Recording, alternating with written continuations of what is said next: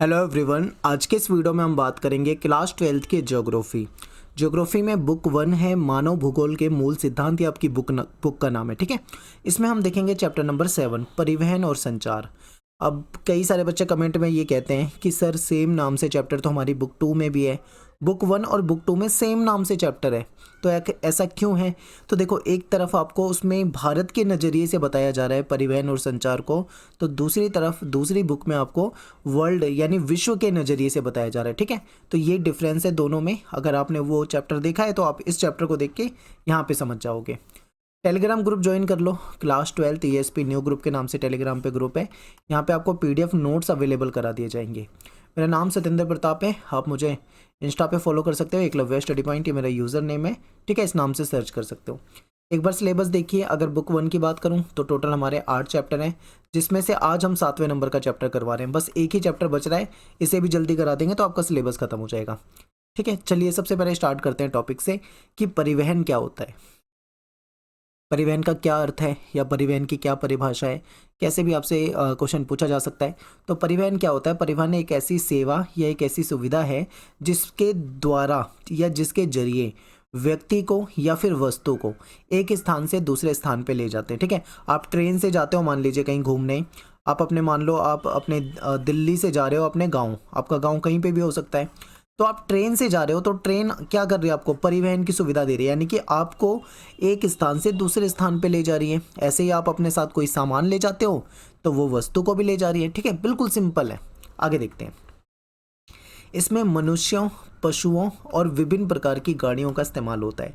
अब आज के समय में तो देखो मोटर गाड़ियाँ आ गई है, टेक्नोलॉजी बहुत ज़्यादा विकसित हो गई है, लेकिन अगर हम बहुत पुराने समय में जाएं तो उस समय पशुओं का इस्तेमाल भी बहुत अधिक होता था। बैलगाड़ी या घोड़ा गाड़ी होती थी, जिसको शायद इक्का वगैरह कुछ कहा जाता था, ठीक है। तो ये भी चीज़ें आज भी पशुओं का इस्तेमाल होता है, लेकिन अब धीरे धीरे वो चीज़ें कम होती जा रही हैं। तो परिवहन के क्या लाभ हैं ये समझना है। तो देखिए, परिवहन जो है समाज की जो आधारभूत आवश्यकता होते हैं, क्योंकि सभी की आवश्यकता है ट्रांसपोर्ट, ठीक है। परिवहन सभी की आवश्यकता होती है, इसको कहीं ना कहीं पूर्ति करता है, यानी कि इसको कंप्लीट करता है, ठीक है। और ये एक सेवा उद्योग है, ये इंपॉर्टेंट है। सेवा में आता है परिवहन, जो है वो सर्विसेज में आता है, ठीक है, सेवा में आता है। और वस्तुओं की आवाजाही इसके जरिए हो जाती है। आप वस्तु को एक स्थान से दूसरे स्थान पे ले जा सकते हैं। जैसे मान लो आप कभी अपना घर शिफ्ट करते हो, तो आपके घर का जो भी सामान होता है आप किसी गाड़ी में रखवा कर उसको एक जगह से दूसरी जगह ले जाते हो, ठीक है। यानी इससे हम वस्तुओं की आवाजाही करवा देते हैं। फिर लोगों की भी आवाजाही होती है, क्योंकि भाई हम भी तो ट्रैवल करते हैं किसी ना किसी परिवहन के साधन से। सामान को लादना, सामान को उतारना, ठीक है, ये सारे काम जो है ये हो जाते हैं परिवहन के जरिए। तो ये सब क्या है? परिवहन के लाभ है। नेक्स्ट बात करते हैं परिवहन जाल। परिवहन जाल का क्या मतलब होता है? ये आपके पेपर में आया हुआ क्वेश्चन है, ये इंपॉर्टेंट है, इसको याद करके जाना है। हो सकता है आपके एग्जाम में रिपीट हो जाए, ठीक है। ये प्रीवियस ईयर में आया हुआ क्वेश्चन है, तो समझते हैं। देखिए, अनेक ऐसे स्थान हैं जिन्हें परस्पर मार्गों के द्वारा जोड़ दिया जाता है, और उसके बाद जो उसका प्रारूप यानी जो एक इमेज बन जाती है, एक स्ट्रक्चर बन जाता है, उसको हम परिवहन जाल कहते हैं। देखिए, जैसे कि मान लीजिए एक सड़क ऐसे आ रही है, दूसरी सड़क ऐसे जा रही है, फिर ये सड़क आगे जा रही है, फिर ये कहीं और से मुड़ जा रही है, फिर ये सड़क इधर से आ रही है, ठीक है, फिर ये वापस यहाँ से जुड़ी रही है। तो ये जो सड़कें, ये जो रास्ते एक दूसरे को काट रहे हैं, एक दूसरे के साथ जुड़ रहे हैं, तो इस तरीके से क्या हो रहा है? पूरा का पूरा ट्रांसपोर्ट का एक जाल बन जा रहा है। तो इसी को परिवहन जाल कहा जाता है, ठीक है। ये जो प्रारूप आपके सामने बना है, इसको हम परिवहन जाल कहते हैं। अब परिवहन की विधाओं की बात करते हैं, यानी किस तरीके से परिवहन हो सकता है। तो परिवहन की कई विधाएं होती हैं। ये सारी चीज़ें ना आप उस वाली बुक में भी पढ़ चुके हो, तो आपके वो ये सारी बेसिक बातें आसान लग रही होंगी। तो परिवहन की विधाएं जैसे स्थल में भी हो सकती है, ठीक है, सड़क मार्ग या फिर अन्य रास्तों के द्वारा। जल से भी हो सकता है, आप देखते हो नदियों में नाव के जरिए, ठीक है, आप जा सकते हैं। वायु के जरिए, जैसे आप वायुयान में हवाई जहाज एरोप्लेन में जा सकते हैं। पाइपलाइन के जरिए भी ट्रांसपोर्ट हो जाता है, जैसे कोई लिक्विड चीज़ है या कोई गैस है, तो उसको पाइपलाइन के जरिए एक जगह से दूसरी जगह पे पहुंचा दिया जाता है ना। आगे देखते हैं। कम दूरी और एक घर से दूसरे घर की सेवाएं प्रदान करने में सड़क परिवहन जो होता है वो सबसे बेहतरीन होता है और सबसे तीव्र माध्यम होता है। देखो, अगर डोर टू डोर जाना है तो सड़क परिवहन ही आपको मिलेगा। एग्जाम्पल समझिए, आप मान लीजिए अपने घर से निकलते हैं, अपने दोस्त के घर जाते हैं, तो आप कैसे जाते होंगे? सोचो, आप सड़क मार्ग से ही जाते होंगे, ठीक है, क्योंकि आप डोर टू डोर जाओगे तो सड़क मार्ग ही हो सकता है उसके लिए। तो ये इंपॉर्टेंट है, याद रखना है। फिर किसी देश के भीतर विभिन्न पदार्थों को, जो सामान होता है, वस्तु होती है, उसको लंबी दूरी तक परिवहन करने के लिए रेल जो होती है वो ज़्यादा अनुकूल मानी जाती है, क्योंकि जो रेल होती है ना, लंबी दूरी के लिए, याद रखिए, लंबी दूरी के लिए रेल बेस्ट होती है। और उच्च मूल्य वाली जो चीज़ें हैं, जो मतलब कीमती चीज़ें हैं, या जो नासवान वस्तु, यानी जो बहुत जल्दी ख़राब हो जाती है, उसकी मतलब एक्सपायरी हो जाती है, उसकी वैलिडिटी ख़त्म हो जाती है, जो बहुत कम समय तक ही चल पाती है, तो ऐसी चीज़ों को वायु मार्ग के द्वारा ले जाना बेस्ट माना जाता है। ठीक है, तो ये आपको पता होना चाहिए, सारी चीज़ें बहुत सिंपल है। आगे चलते हैं, अब बात कर लेते हैं यहाँ पे हम थोड़ा सा सड़क परिवहन की। सड़कें आप सभी ने देखी हैं, आप सभी लोग सड़कों का इस्तेमाल करते हैं। ठीक है, सड़कों से जाते हैं कहीं पे, तो सड़क परिवहन को समझते हैं। तो अधिकांश वस्तु एवं सेवाओं का जो संचलन है वो स्थल पर होता है, यानी स्थल मार्ग के द्वारा होता है। ठीक है, आरंभिक दिनों में जो मानव थे वो खुद ही वाहक हुआ करते थे, एक समय था, आपने देखा होगा। अभी तो आपके समय में नहीं होता, आज से 50 साल पहले, 40 साल पहले, 60 साल पीछे जाते हैं, तो दुल्हन को जब विदाई होती थी ना घर से, जो मतलब जब लड़की की शादी होती है, तो दुल्हन को जब विदा किया जाता था तो गाड़ियों में नहीं ले जाते थे। आज के समय में तो गाड़ियों में ले जाते हैं, उस समय में डोली होती थी, जिसको पालकी भी कहा जाता है। तो डोली कुछ इस तरीके की होती थी, जैसा आप यहाँ पे देख पा रहे हैं। इसमें देखो, ये 4 व्यक्ति इसको अपने कंधे पे उठाते हैं, फिर ले जाते हैं, बीच में दुल्हन बैठी होती है, इस तरीके से होता था। तो शुरू में क्या होता था, ये व्यक्ति खुद ही मतलब वाहक होते थे, वो खुद ही चीज़ों को ले जाते थे। फिर बाद के वर्षों में पशुओं का उपयोग बोझा ढोने के लिए किया जाने लगा। जैसा कि आप देख पा रहे हैं इस इमेज में, पशु के द्वारा जो सामान है उसको लादा जा रहा है, उसको एक जगह से दूसरी जगह पे ले जाया जा रहा है। तो इसमें जो खच्चर होते हैं, जो घोड़े होते हैं, या फिर ऊंट के द्वारा, ठीक है, ग्रामीण क्षेत्रों में सामान को ढोया जाता था। तो इस तरीके से धीरे धीरे क्या था, परिवहन का विकास हुआ है। फिर पहिए का आविष्कार हो जाता है। अब जब पहिए का आविष्कार हुआ तो कुछ इस प्रकार की बैलगाड़ियाँ वगैरह आने लगी, फिर घोड़ा गाड़ी बनाई गई। तो इसमें क्या था, इसमें सामान को ले जाना थोड़ा और आसान हो गया और महत्वपूर्ण हो गया। फिर परिवहन के क्षेत्र में क्रांति आती है 18वीं शताब्दी में।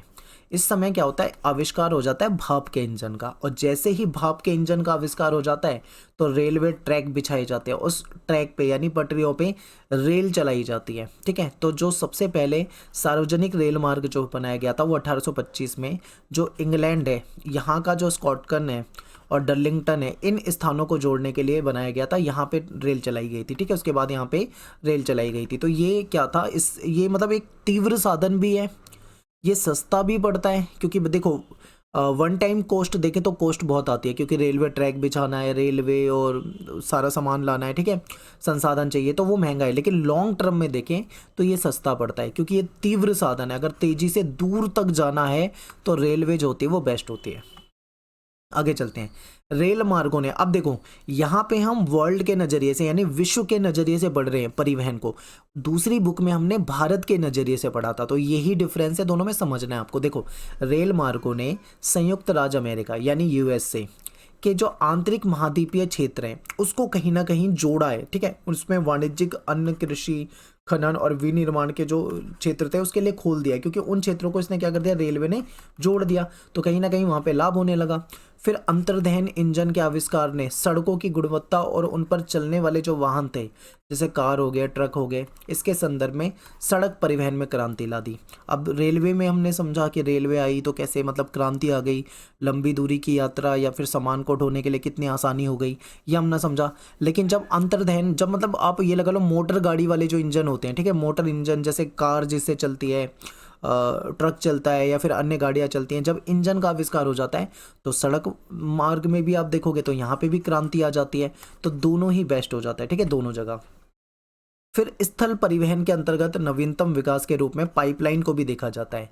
ठीक है, पाइपलाइन जो है ये भी इंपॉर्टेंट है। जो लिक्विड चीज़ें होती हैं, तरल होती है, जैसे मान लो दूध पहुंचाना है, ठीक है, या पानी पहुंचानी है, या फिर और कोई लिक्विड चीज़ है, उसको पहुंचाने के लिए ये जो पाइपलाइंस होती है, ठीक है, इसका इस्तेमाल किया जाता है। तो और एक इम्पॉर्टेंट चीज़ ये भी है कि नाली का पानी, जो कचरा वगैरह होता है, ये सब इसके ज़रिए निकाल दिया जाता है, ठीक है, पाइपलाइन के ज़रिए। और पाइपलाइन के ज़रिए गैस जो होती है उसको भी भेजा जाता है। ठीक है, आप देखते हो जो एलपीजी गैस हम सिलेंडर में यूज़ करते हैं घरों में, इसको कई जगह पे पाइपलाइन के ज़रिए भी घरों घरों तक पहुँचाई जाती है। फिर रेल मार्ग, समुद्री पोत, बजरे, नौकाएं, मोटर ट्रक, पाइपलाइनें, ये सब बड़े बड़े मालवाहक हैं और इनका भी इस्तेमाल होता है। फिर और देखते हैं सड़कों को।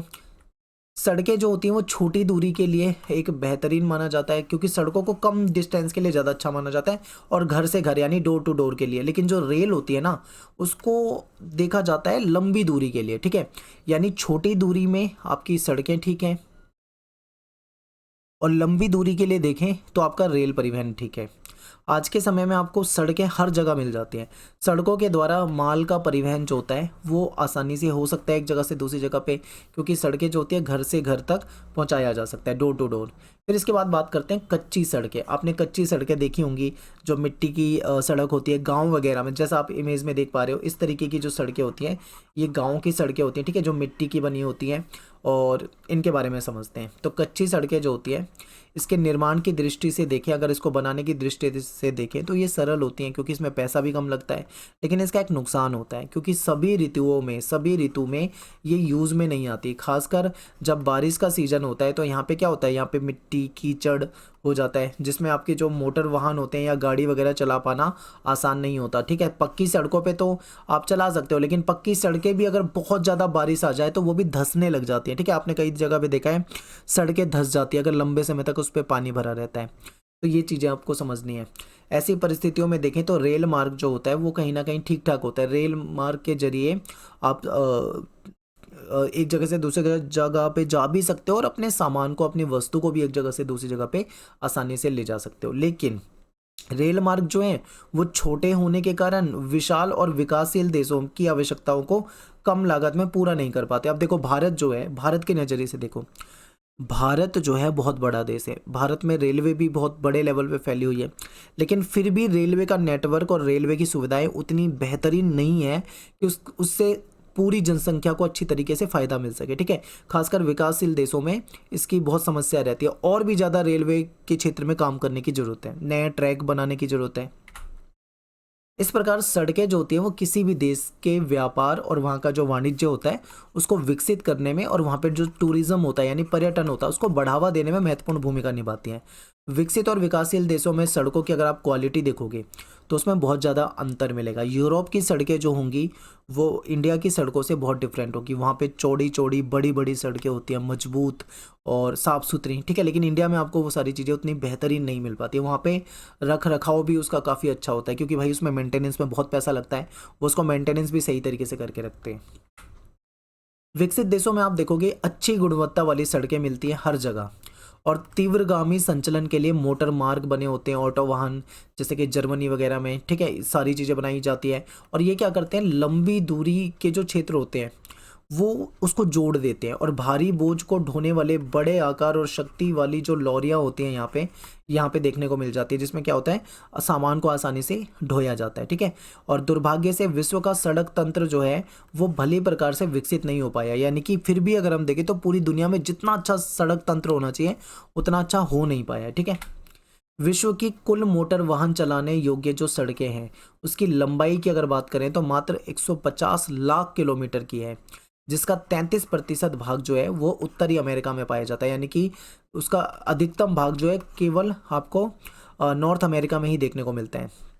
सबसे ज़्यादा जो सड़क का घनत्व है और सबसे अधिक वाहनों की संख्या जो है वो पश्चिमी यूरोप की तुलना में इस महाद्वीप में आपको ज़्यादा देखने को मिलता है। और इसमें आप ये भी देख सकते हो कि विश्व में सड़कों के विकास में जो प्रादेशिक या राष्ट्रीय या जो अंतर्राष्ट्रीय महाद्वीपीय स्तर पर जो समानता है उसके स्थान पे आपको असमान वितरण मिलेगा। यानी कि पूरी दुनिया में अगर आप देखोगे सड़कों का विकास, ठीक है, चाहे राष्ट्रीय या अंतर्राष्ट्रीय लेवल पे हो या महाद्वीप के लेवल पे हो, तो ये असमान मिलेगा। कहने का मतलब है कहीं पे बहुत अच्छी सड़कें हैं तो कहीं पे बहुत बेकार सड़कें हैं, कुछ देशों में बेहतरीन सड़कें हैं तो कुछ देशों में बहुत बुरी स्थिति में सड़कें हैं, ठीक है। तो यही बातें आपको बताई जा रही है। फिर यातायात जो होता है, ट्रांसपोर्ट जो होता है, उसका प्रवाह जो है वो पिछले कुछ वर्षों में सड़कों पर आप देखोगे तो काफ़ी तेज़ी से नाटकीय रूप से उसमें वृद्धि हुई है, क्योंकि सड़क तंत्र जो है वो यातायात की ज़रूरतों के अनुरूप विकसित ना हो पाए तो सड़कों पर क्या हो जाता है, संकुलन हो जाता है। अब देखो, आप पिछले कुछ वर्षों में देखोगे दुनिया भर में जनसंख्या तेज़ी से बढ़ रही है। अब जनसंख्या तेज़ी से बढ़ रही है तो लोग एक जगह से दूसरी जगह पर जाने के लिए कहीं ना कहीं ट्रांसपोर्ट का यूज़ करते हैं, तो सड़क का बहुत ज़्यादा इस्तेमाल किया जाता है दुनिया भर में। लेकिन समस्या ये है कि पूरी दुनिया में जो सड़क तंत्र है वो उतना अच्छे तरीके से विकसित नहीं हो पाया है। इसके कारण क्या होता है, सड़कों पे संकुलन हो जाता है। अब संकुलन क्या होता है भाई, संकुलन का मतलब होता है जाम। आप देखते हो ना सड़कों पर ट्रैफिक जैम लग जाता है, इसी को क्या संकुलन कहा जाता है हिंदी में, ठीक है। और नगरों की जो सड़कें हैं उस पर दीर्घकालिक संकुलता पाई जाती है। जो मेन बड़े बड़े नगर होते हैं ना, वहाँ पे आपको ज़्यादा मतलब आपको देखने को मिलेगा कि जाम वगैरह लगा रहता है। खासकर जैसे मैं दिल्ली में रहता हूँ, दिल्ली की सड़कों में बहुत जाम रहता है, बहुत ज़्यादा। तो यातायात के शीर्ष और गर्त यानी सबसे उच्च और सबसे निम्न बिंदु में देखें तो सड़कों पर दिन के विशेष समय पर देखे जा सकते हैं। यानी कि कहने का मतलब है कि सड़कें जो होती है उस पर हमेशा एकदम से बहुत ज़्यादा ट्रैफिक नहीं रहता, उसका एक सबसे उच्च टाइम होता है, एक सबसे निम्न टाइम होता है, ठीक है। यानी कि जो मान लो लोगों के काम पर जाने का टाइम होता होगा, ठीक है, वर्किंग जैसे वर्किंग आवर होते हैं, उसके दौरान आपको ज़्यादा ट्रैफिक मिलेगा। सुबह अगर आप जाओगे सड़कों पे 9 बजे से लोग ऑफिस जाना शुरू करते हैं, 9 बजे 10 बजे 11 बजे, तो आपको ज़्यादा ट्रैफिक मिलेगा। शाम को जब वो वापस लौटते हैं 6 बजे 7 बजे 8 बजे, तो आपको ज़्यादा ट्रैफिक मिलेगा। लेकिन आप रात को 12 बजे जाओगे तो आपको ट्रैफिक कम मिलेगा, सुबह 5-6 बजे जाओगे तो आपको ट्रैफिक कम मिलेगा। तो यही बताया गया कि एक मतलब पर्टिकुलर टाइम होता है, उस समय में ज़्यादा सड़कों पे जाम दिखाई देता है। और काम के समय से पहले और बाद में ये दुनिया भर में यही हाल है, आपको ये ज़्यादातर देखने को मिलता है कि संकुलता मिलती है, ठीक है, यानी कि ट्रैफिक जैम की समस्या बहुत ज़्यादा मिलती है। अब बात करते हैं यातायात प्रवाह की। तो पिछले कुछ सालों में सड़कों पर यातायात में नाटकीय वृद्धि हुई है। ये अभी हम ये सेम लाइन पढ़ चुके हैं, ठीक है, ये क्या हुआ है, ये 2 बार हो गया है। आगे चलते हैं। नेक्स्ट है हमारा महामार्ग। माफ़ी चाहता हूँ, ये स्लाइड ना 2 बार आ गई गलती से, ये चीज़ मैं आपको पढ़ा चुका हूँ। नेक्स्ट है महामार्ग। महामार्ग हमने हाईवे वगैरह पढ़ा था, उस वाली बुक में भी आपने देखा होगा। महामार्ग जो होते हैं बहुत चौड़ी चौड़ी सड़कें होती हैं, ठीक है, इसको देखते हैं। तो महामार्ग जो होते हैं ये क्या होते हैं, ये जो हाईवे वगैरह होते हैं, एक्सप्रेस वे वगैरह, ये दूर के जो स्थान होते हैं इनको जोड़ने वाली जो पक्की सड़कें होती हैं, ठीक है, काफ़ी मतलब दूर दूर के स्थानों को जोड़ने के लिए पक्की सड़कें बनाई जाती हैं। और इसका निर्माण ऐसे किया जाता है कि आबादित रूप से, यानी कि बिना किसी बाधा के ट्रैफिक जो है इसमें यातायात जो है आसानी से हो सके, कोई इसमें रुकावट नहीं होती है, ठीक है। जाम से बचने के लिए इसमें आपको ओवर ब्रिज में मिलेंगे, अंडरग्राउंड भी मिलेगी ये सड़कें, ठीक है, पुल भी मिलेंगे, फ्लाईओवर भी मिलेंगे, डबल लेन वाले मिलेंगे, 4 लेन हाईवे भी आपको देखने को मिलते हैं इस तरीके से। तो यातायात के आबादित प्रवाह की सुविधा के लिए अलग अलग यातायात लेन बनाई जाती है, पुल बनाए जाते हैं, फ्लाईओवर, दोहरे वाहन, ये सारी चीज़ें मिलती है। 80-80 मीटर की चौड़ी सड़कें ये होती हैं। विकसित देशों में प्रत्येक नगर और पत्तन नगर जो है वो महामार्गों से जुड़े होते हैं। खासकर यूरोप के देश आप देखोगे तो वहाँ पे आपको सारे देश ऐसे ही मिलते हैं। अमेरिका में जो महामार्ग का घनत्व है वो काफ़ी ज़्यादा आपको देखने को मिलता है, ठीक है। यहाँ पे जो लगभग 0.65 किलोमीटर प्रति वर्ग किलोमीटर है, यानी कि इतना ज़्यादा यहाँ पे क्या है, सड़कों का घनत्व देखने को मिलता है, सड़कें फैली हुई है।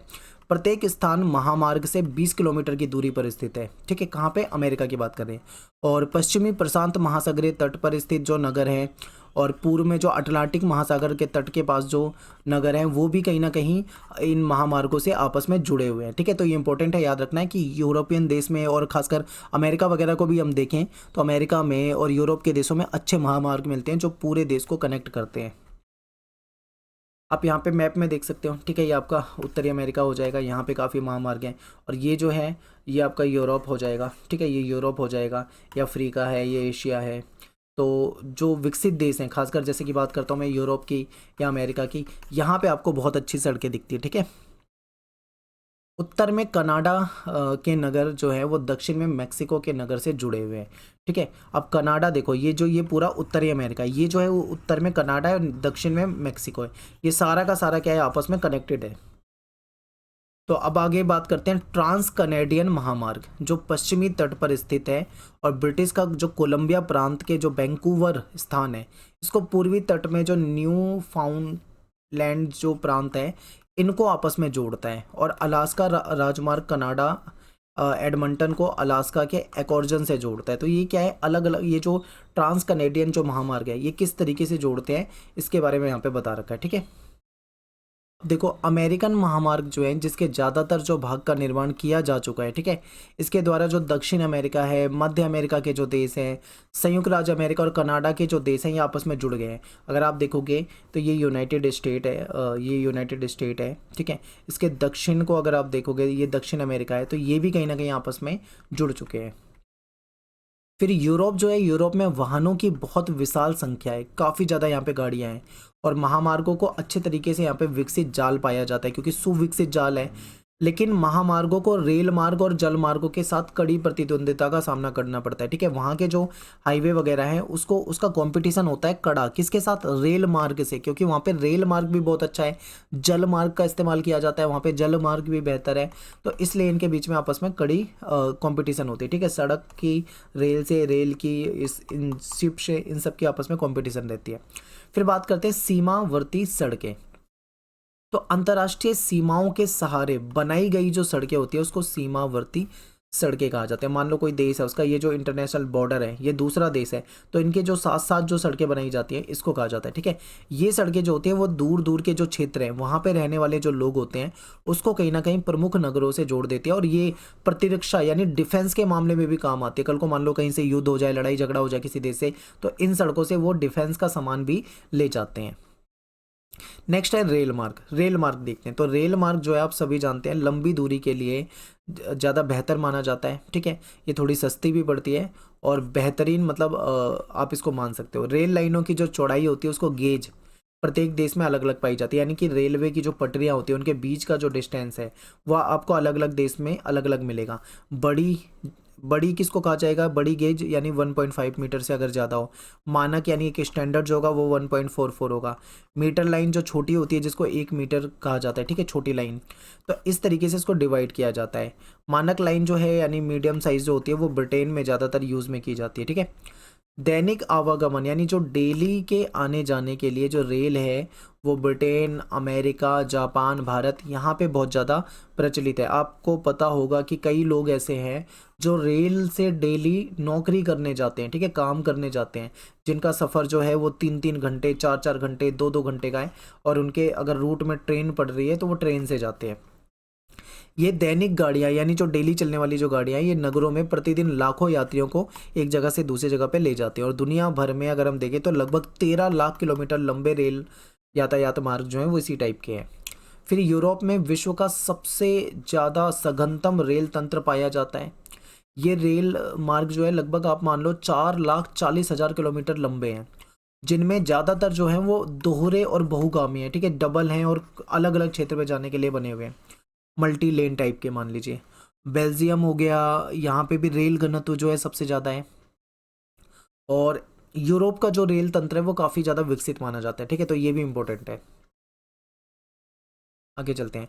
औद्योगिक प्रदेश विश्व के कुछ सर्वाधिक घनत्वों का प्रदर्शन करते हैं, और जैसे लंदन हो गया, पेरिस हो गया, ब्रुसेल्स हो गया, मिलन हो गया, बर्लिन हो गया, वारसा हो गया, ये सब महत्वपूर्ण रेल केंद्र हैं। ठीक है, और इंग्लैंड में देखें तो यूरो टनल ग्रुप द्वारा जो प्रचलित सुरंग है, सुरंग मार्ग जो है वो लंदन को पेरिस से कहीं ना कहीं जोड़ रहा है। ठीक है, तो ये क्या है, अलग अलग देशों को भी इनको जोड़ा जाता है।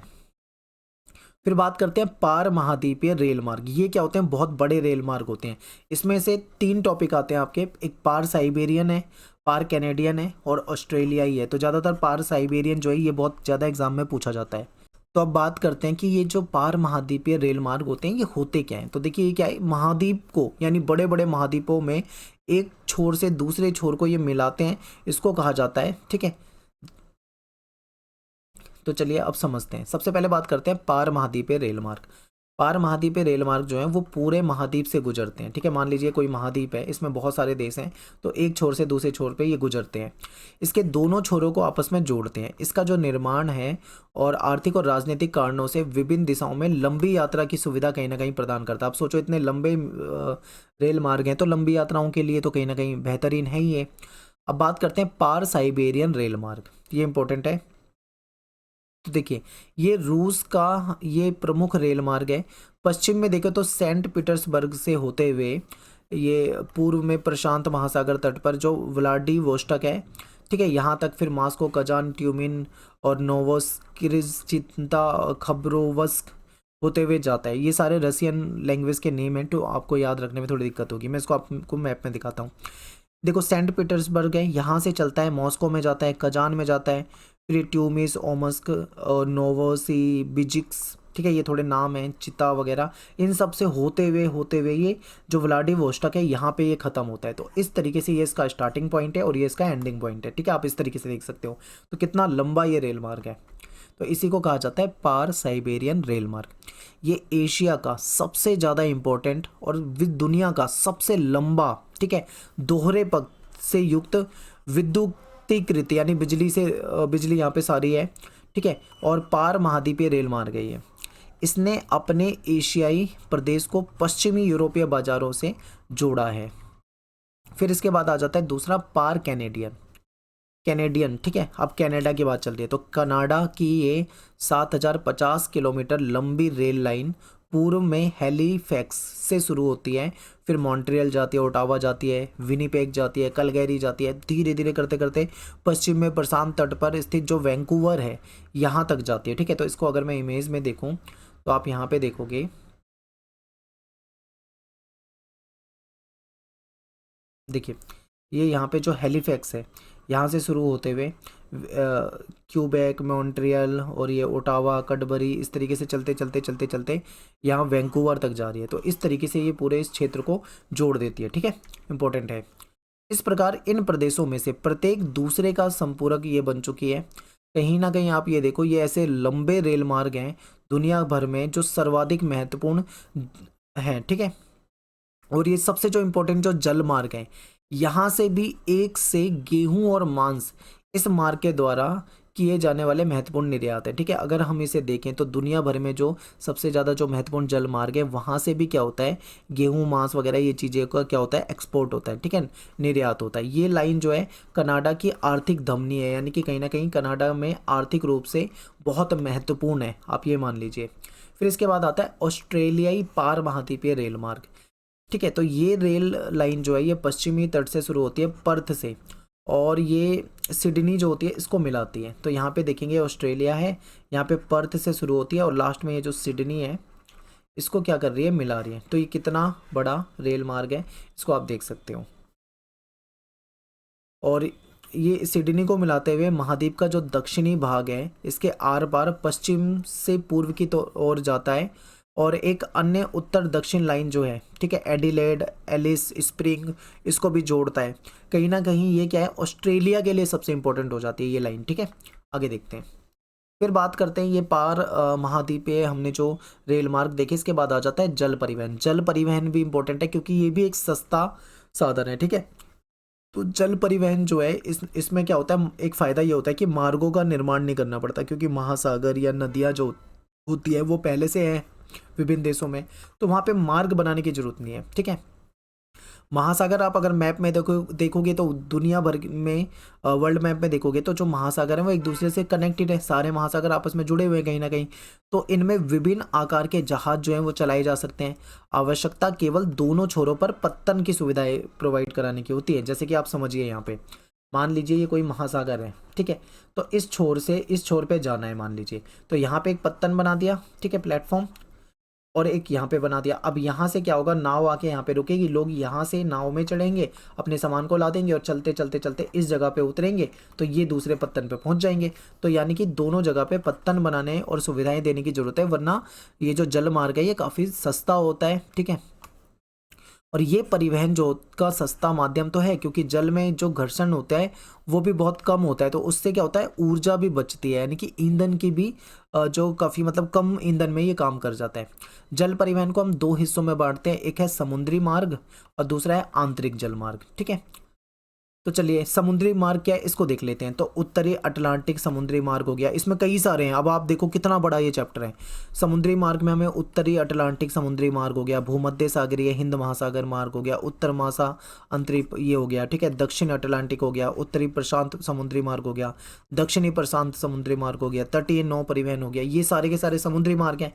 अगर मैं आंतरिक जलमार्ग की बात करूँ तो इसमें फिर आ जाता है राइन जलमार्ग, डैन्यूब हो गया, वोल्गा हो गया, जो झीलें हैं सेंट लॉरेंस वगैरह ये हो जाएगा, मिसिसिपी जलमार्ग हो जाएगा, ठीक है। तो चलिए अब क्या करते हैं, हम समुद्री मार्ग को देखते हैं। तो समुद्री मार्ग सबसे पहले करते हैं। तो महासागर जो होते हैं वो सभी दिशाओं में मुड़ सकने वाले ऐसे महामार्ग हमको प्रस्तुत करते हैं जिनकी कोई देख रेख, कोई मेंटेनेंस की जरूरत नहीं होती, कोई लागत नहीं आती। एक महाद्वीप जो है वो दूसरे महाद्वीप से जुड़ा हुआ है, तो जो स्थूल पदार्थ है, भारी पदार्थ भी आप आसानी से लंबी दूरी तक क्या कर सकते हो, पहुंचा सकते हो, ठीक है। तो ये जो व्यापार होता था या जो अंग्रेज यूरोप से भारत आते थे तो ये भी तो समुद्री मार्ग का इस्तेमाल करते थे। तो इसलिए क्या है, दुनिया भर में इंपोर्ट एक्सपोर्ट जो होता है वो इनके जरिए हो जाता है। और जो शीघ्र नाशवान वस्तु हैं उसके लिए टैंकर वगैरह हो गए, ठीक है, उन सब की सुविधाएं भी होती हैं ताकि लंबे समय तक वो चीज़ें ख़राब ना हो। कंटेनर वगैरह जो हैं वो वहाँ पे होते हैं, पत्तनों से कंटेनर उठाए जाते हैं, उसमें सामान रखा जाता है। तो कंटेनर ने भी कहीं ना कहीं इसको आसान बना दिया है, सामान को आसानी से ले जाया जाता है, ठीक है। तो अब क्या है, हमको क्या करना था, ये जो समुद्री जो मार्ग हैं इसको देखते हैं एक बार। तो सबसे पहले नंबर पे जो है वह है उत्तर अटलांटिक समुद्री मार्ग। तो ये मार्ग जो है औद्योगिक दृष्टि से देखें तो ये विकसित विश्व के दो प्रदेश जो है, उत्तर पूर्वी संयुक्त राज्य अमेरिका और पश्चिम में अगर देखें यूरोप, इनको मिलाता है। तो आपको बस ये याद रखना है कि ये किस किस को मिलाता है। उत्तरी अटलांटिक समुद्री मार्ग जो है ये संयुक्त राज्य अमेरिका और पश्चिमी यूरोप को आपस में मिलाता है। दुनिया का एक चौथाई यानी 1/4 25%, आप मान लो 25% जो विदेशी व्यापार जो होता है वो इसी मार्ग के द्वारा होता है, ठीक है। तो इसीलिए दुनिया का सबसे व्यस्ततम यानी सबसे बिजी व्यापारिक जल मार्ग है। सबसे इंपॉर्टेंट है, पूछा जाता है पेपर में, इसे वृहद ट्रंक मार्ग भी कहा जाता है, पेपर में आता है ये, ठीक है, इंपॉर्टेंट है। दोनों तटों पर पत्तन और पोताश्रय की उन्नत सुविधाएं उपलब्ध है। नेक्स्ट हमारा भूमध्य सागरीय हिंद महासागरीय मार्ग। तो ये समुद्री मार्ग जो है प्राचीन विश्व के हृदय स्थल के रूप में जाना जाता है, यानी कि प्राचीन विश्व में इसको हृदय स्थल के रूप में देखा जाता था और किसी भी अन्य मार्ग की अपेक्षा अधिक देशों और लोगों को सेवाएं ये प्रदान करता है। पोर्ट सईद, अदन, मुंबई, कोलंबो, सिंगापुर, ये सारे इसके रास्ते में आते हैं, ठीक है, यानी कि इन सब से होता हुआ ये गुजरता है।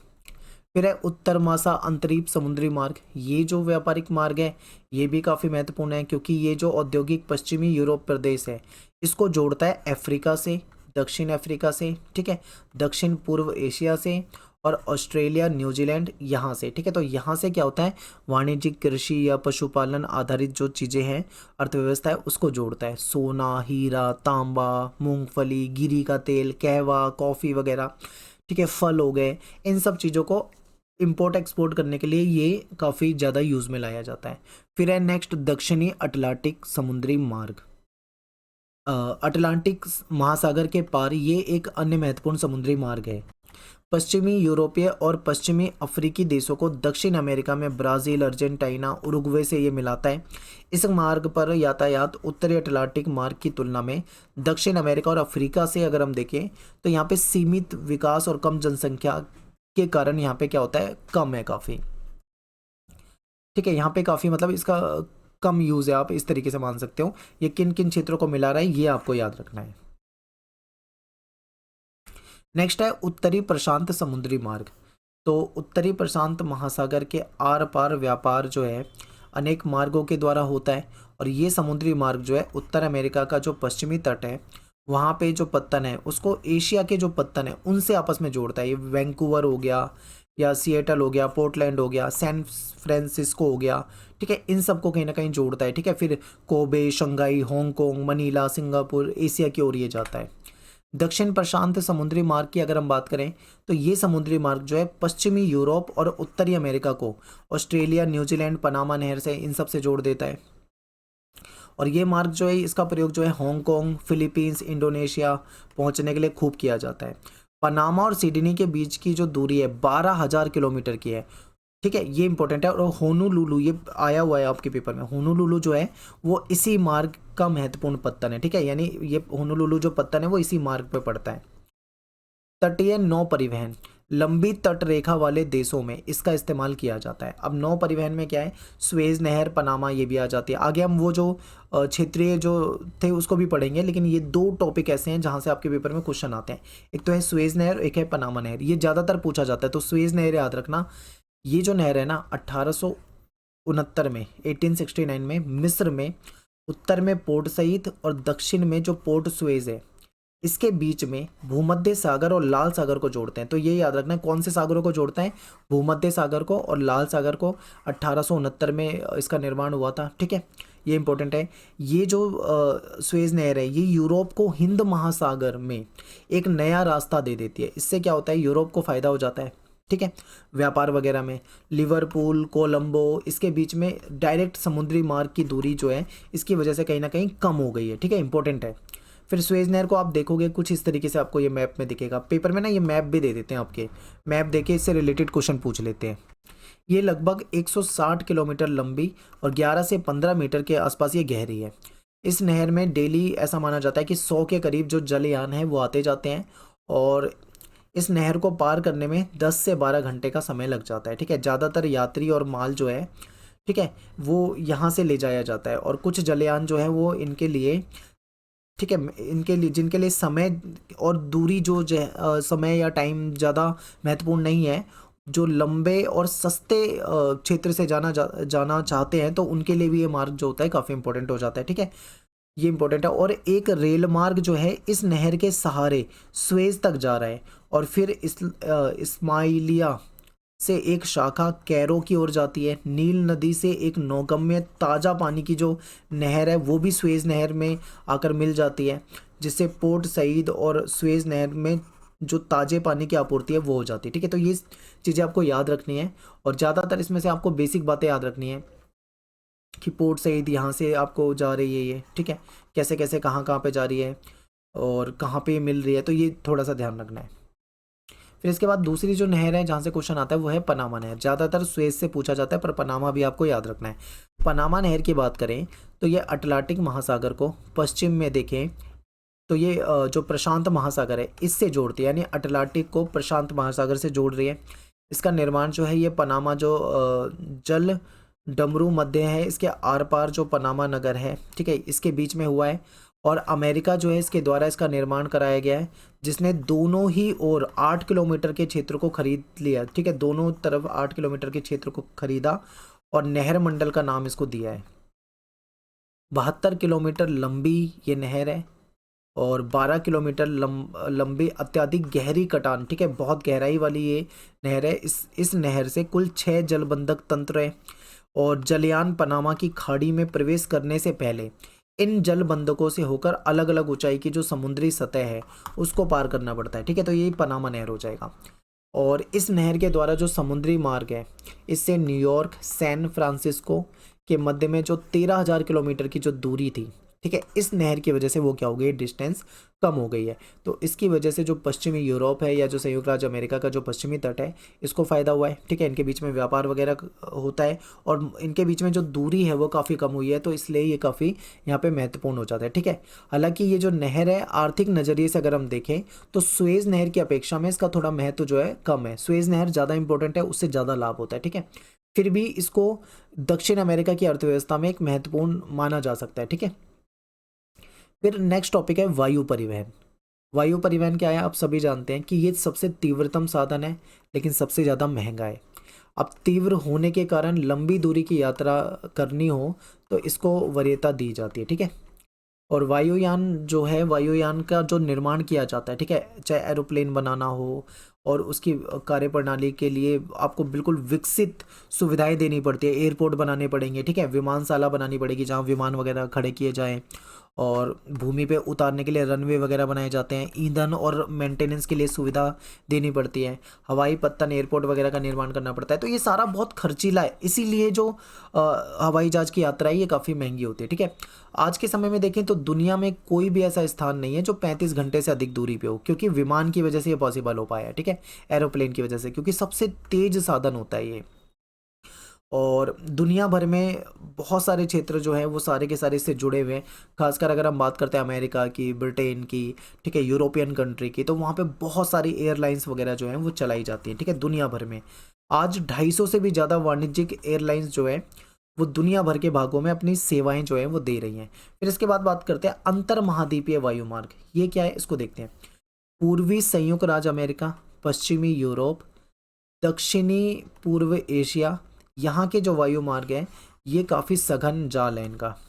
क्या होता है कि दुनिया के जो कुल वायुयान है उसमें 60% भाग जो है उसका प्रयोग केवल अकेला करता है अमेरिका, यूएस से सबसे ज़्यादा यूज़ करता है। ठीक है, फिर अफ्रीका हो गया, रूस हो गया, एशिया हो गया, या दक्षिण अमेरिका हो गया, यहाँ पे ये चीज़ें कम मिलती हैं आपको। ठीक है, जितनी अमेरिका में मिलेगी उसके मुकाबले बाकी जगह पे आपको ये सुविधाएं कम मिलती हैं।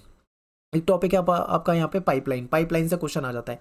पाइपलाइन आप जानते हैं कि जल हो गया, पेट्रोलियम हो गया, प्राकृतिक गैस हो गई, लिक्विड चीज़ें हो गई, इसको ले जाने के लिए सबसे बेहतरीन माना जाता है। ठीक है, और आप सभी जानते हैं पाइपलाइन के बारे में आपने पढ़ रखा है।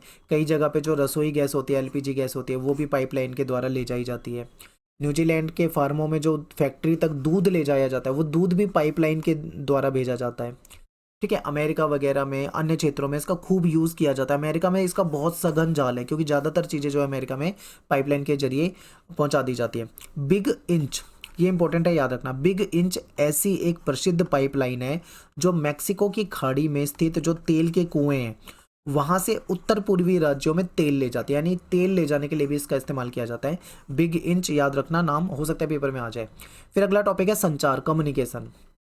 तो लंबी दूरी के संचार के लिए मनुष्य ने आज के समय में कई सारी विधियों का आविष्कार कर रखा है। ठीक है, टेलीग्राफ का इस्तेमाल करते थे लोग, टेलीफोन का करते हैं।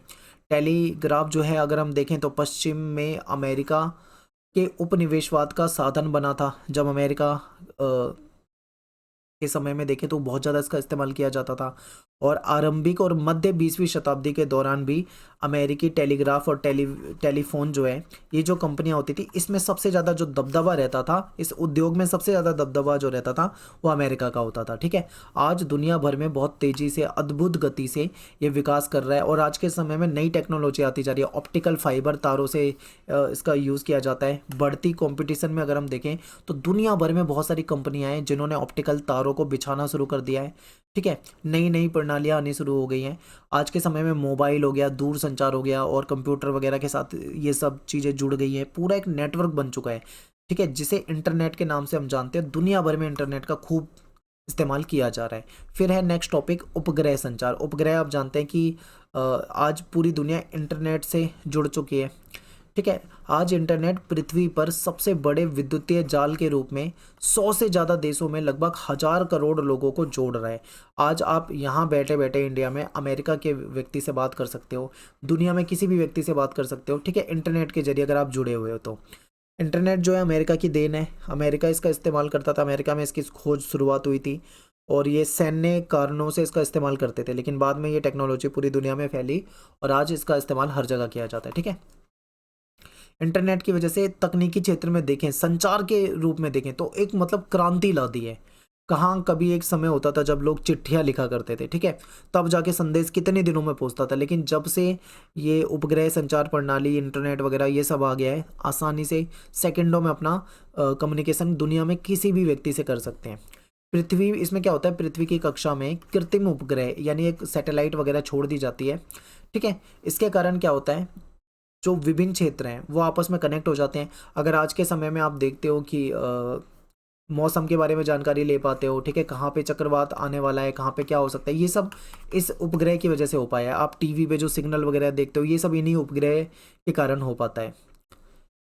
उपग्रह विकास के क्षेत्र में भारत जो है वो भी बड़े कदम उठा रहा है। भारत ने अपना आर्यभट्ट जो प्रोग्राम है, जो 19 अप्रैल 1979 को भास्कर 1 जो है ये शुरू करा। फिर रोहिणी प्रक्षेपण 1980 में शुरू करा। तो भारत ने भी क्या करा है, उपग्रह के क्षेत्र में काफ़ी काम किया है। फिर भास्कर, चैलेंजर, इनसैट 1B और ये सब लंबी दूरी के संचार, दूरदर्शन तथा रेडियो को अत्यधिक प्रभावी बनाते हैं। दूरदर्शन पे आप जो देख पाते हो ये सिग्नल के जरिए होता है, रेडियो पे हम जो सुन पाते हैं ये सब उपग्रह, ये जो सैटेलाइट वगैरह छोड़ी जाती है, ठीक है, इसके जरिए ही हो पाता है। मौसम की जो भविष्यवाणी हम देखते हैं टेलीविज़न पे, ये भी इसीलिए पॉसिबल हो पाए। ठीक है, नेक्स्ट टॉपिक है आपका साइबर स्पेस इंटरनेट। इंटरनेट तो हम जान ही चुके हैं कि साइबर स्पेस विद्युत द्वारा कंप्यूटरीकृत स्पेस का एक संसार है, यानी पूरी दुनिया एक इंटरनेट वाली दुनिया से जुड़ चुकी है, जिसको WWW, ठीक है, यानी वर्ल्ड वाइड वेबसाइट, वेब, जिसको वेब भी कहते हैं शॉर्ट में, जैसे इंटरनेट के द्वारा आज के समय में जुड़ी हुई है। सरल शब्दों में अगर हम बात करें तो इसमें क्या होता है, देखो, हो सकता है ये लैंग्वेज थोड़ी टफ हो, आपको ना समझ में आए, आसान भाषा में समझाता हूँ। इसमें क्या होता है कि एक व्यक्ति होता है संदेश भेजने वाला, एक व्यक्ति होता है संदेश प्राप्त करने वाला। ये दोनों व्यक्ति बिना एक दूसरे से मिले हुए, अपने अपने घर पे बैठे हुए, ठीक है, इंटरनेट के जरिए ये जुड़े हुए हैं और अपनी बातों को बोलकर, लिखकर, टाइप करके, ईमेल के जरिए, वॉइस कॉल के जरिए, वीडियो कॉल के जरिए कर पा रहे हैं।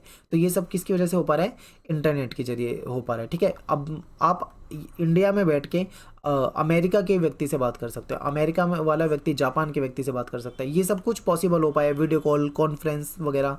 तो ये सब किसकी वजह से हो पाया, केवल और केवल इंटरनेट की वजह से। ठीक है,